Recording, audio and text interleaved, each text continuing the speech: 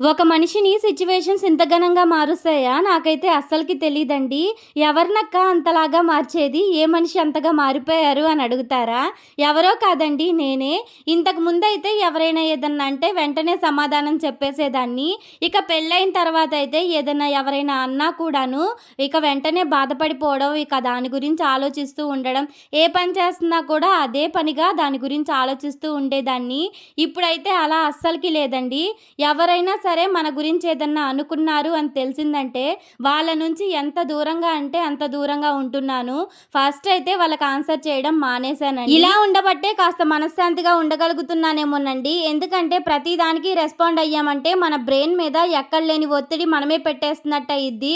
ఎవరో ఏదో చేస్తే మనం బాధపడకూడదండి. మనకంటూ మనం చేసిన తప్పు అనిపిస్తే అప్పుడే బాధపడాలి.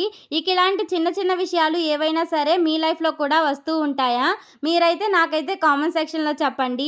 మీరెలా రెస్పాండ్ అవుతారు? అది కూడా నాకైతే కామెంట్ సెక్షన్‌లో చెప్పండి.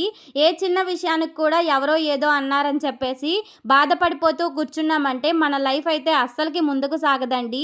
ఎవరేదన్నా కూడా ఎలాంటి మాటలు మన చెవున పడ్డా కూడా ఎవరి గురించి మనకి చెప్పినా కూడాను విని విన్నట్టు ఉండడమే మంచిది.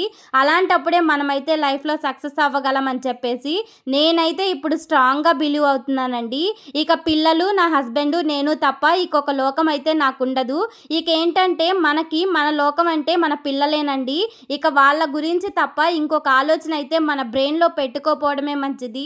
వాళ్ళ ఫ్యూచర్, వాళ్ళ భవిష్యత్తు గురించి ఆలోచిస్తేనే మనం అనుకున్నది మనం సాధిస్తాము.